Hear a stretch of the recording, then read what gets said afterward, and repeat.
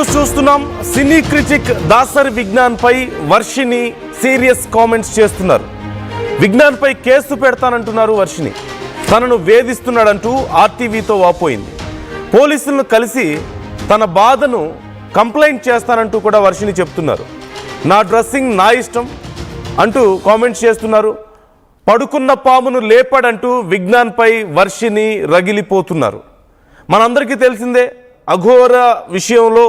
అఘోరి విషయంలో వర్షిని ఎంత పెద్ద కాంట్రవర్సీ అయిందో. ఆ తర్వాత తన పని తాను చేసుకుంటున్నాను, ఏవైనా సోషల్ యాక్టివిటీస్ ఉంటే చేస్తాను అని చెప్పి మాట్లాడుతూ వస్తున్నారు. ఈ మధ్య ఇప్పుడు కాస్త ప్రశాంతంగా ఉన్నానని కూడా చెప్తున్నారు. బట్ ఈలోగా మనందరికీ తెలుసు, ఫిల్మ్ క్రిటిక్ దాసరి విజ్ఞాన్ చాలా సందర్భాల్లో సినిమాలకు సంబంధించి రివ్యూస్ ఇస్తూ ఉంటారు. మన ఆర్టీవీ కూడా చాలా సందర్భాల్లో వచ్చారు. అయితే దాసరి విజ్ఞాన్ తనని ఇబ్బంది పెడుతున్నారని, దాసరి విజ్ఞాన్ మీద కంప్లైంట్ కూడా నేను చేయబోతున్నానంటూ ఆర్టీవీతో అంటున్నారు. అసలు వర్షిని ఏమంటున్నారు? Let's take a look. 2 police స్టేషన్లు తిరుగుతున్నాం. ఒక వ్యక్తి ఒక యాంకర్ మీద ఏదో కేసు పెట్టాలని తిరుగుతున్నాం. నిజమేనా? అండి బాబు, ఎక్కడికెళ్ళాగా నాయనకి మరి పడుతున్నారు. ప్రతి ఇన్ఫర్మేషన్ మీకు తెలిసిపోతుంది. వాస్తవం కదా, నువ్వు ఇద్దరికి వెళ్ళావు కదా, అందుకే అడుగుతా కదా. అదే ఎందుకని, ఎవరు యాంకర్ ఏంటి, ఏం చెప్పి అదండి, నాయనకి మరి ఎవరైనా స్పైన్ పెట్టారా మీరు చెప్పండి.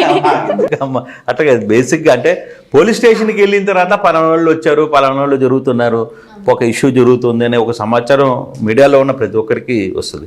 అంటే నాకున్న సమాచారం కాబట్టి స్ట్రైట్ గా, నువ్వు ఇప్పుడు ఉన్నావు కాబట్టి నేను స్ట్రైట్ గా తిరుగుతున్నాను పోలీస్ స్టేషన్ కి. ఎందుకు అంటే నిజమేనా? అది తిరగడం నిజమే. ఒకరి మీద, ఒక యాంకర్ మీద కేసు పెడదామని చెప్పని తిరుగుతున్నా. హైదరాబాద్ లో ఉంటాడు. ఎందుకు అంటే ఇప్పుడు అయిపోయిన విషయాన్ని మళ్ళీ నీళ్లు జరి లేపుతున్నాడు అనమాట. ఏ విషయం? మళ్ళీ అఘోరి వర్షిని ఒకటైపోయారు.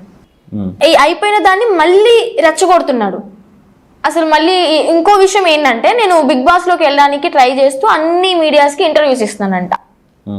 నా ఇష్టం అది, ఇంటర్వ్యూస్ ఇచ్చుకోవడం.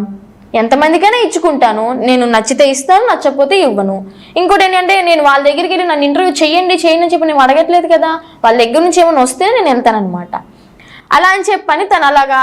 ఇంకోటి నా డ్రెస్సింగ్ గురించి, బికినీలని అయ్యని పొట్టి పొట్టి బట్టలు వేసుకుని అలాగే తిరక్కమ్మదం, నన్ను అడగడానికి తనకి ఎటువంటి రైట్స్ లేవు. ఏదైనా ఇంటర్వ్యూ ఉంటే చేసుకో, తన గురించి ఏదైనా మాట్లాడుకో. నా గురించి ఏదన్నా నీకు తెలిసినంత మాట్లాడు, తెలియందే క్రియేట్ చేసుకుని మాట్లాడాల్సిన అవసరం ఏంటి? అందుకే నేను ఇంకా సైబర్ కేసు పెట్టేద్దామని ఫిక్స్ అయిపోయి పోలీస్ స్టేషన్ చుట్టూ తిరుగుతున్నాను అనమాట. ఎవరు ఏంటి ఏదైనా చెప్పగలవా పేరు? ఇది వరకు #యు తెలుగులో చేశాడు దాసరి విజ్ఞాన్. అఘోరి నన్ను కూడా ఇంటర్వ్యూ చేశాడు ఇది వరకు. దాసరి విజ్ఞాన్ ఇప్పుడు ఏదో సొంతగా ఛానల్ పెట్టుకుని.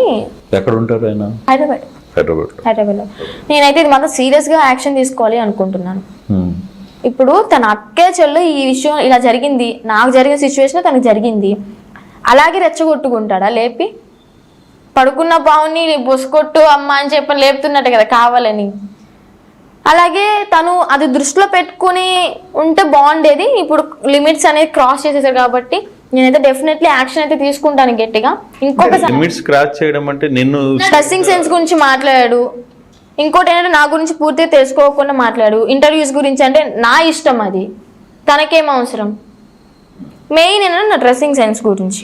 ఇంకోటి బిగ్ బాస్ గురించి ఇంటర్వ్యూస్ ఇస్తుంది, నాకేం అవసరం అండి? 2 పోలీస్ స్టేషన్లు తిరుగుతున్నాం. ఒక వ్యక్తి ఒక యాంకర్ మీద ఏదో కేసు పెట్టాలని తిరుగుతున్నాం. నిజమేనా? అండి బాబు, ఎక్కడికెళ్ళాగా నాయనకి మరి పడుతున్నారు. ప్రతి ఇన్ఫర్మేషన్ మీకు తెలిసిపోతుంది. వాస్తవం కదా, నువ్వు ఇద్దరికి వెళ్ళావు కదా, అందుకే అడుగుతా కదా. అదే ఎందుకని. సో చూస్తున్నాం కదా, తన డ్రెస్సింగ్ సెన్స్ గురించి దాసరి విజ్ఞాన్ కామెంట్స్ చేస్తున్నారని, తన విషయాల్లో అనవసరంగా ఇన్వాల్వ్ అవుతున్నారని, తాను బిగ్ బాస్కి వెళ్ళడానికి ఏదో ఇంటర్వ్యూస్ ఇచ్చుకుంటూ పబ్లిసిటీ చేసుకునే ప్రయత్నం చేస్తున్నారు, చీప్ పబ్లిసిటీ చేస్తున్నారని చెప్పేసి తన మీద కామెంట్స్ చేస్తున్నారని, అలాగే అఘోరి గురించి మళ్ళీ మాట్లాడి, తన జీవితంలో అయిపోయిన ఒక చాప్టర్ గురించి మళ్ళీ మాట్లాడి కొత్తగా ఏదో అనవసరమైనటువంటి రప్చర్ క్రియేట్ చేస్తున్నారని, ఇలా ఓవరాల్గా తనని ఇబ్బంది పెడుతున్నారు. తన డ్రెస్సింగ్ గురించి మాట్లాడడం, తన లైఫ్ స్టైల్ గురించి మాట్లాడడం, తన పర్సనల్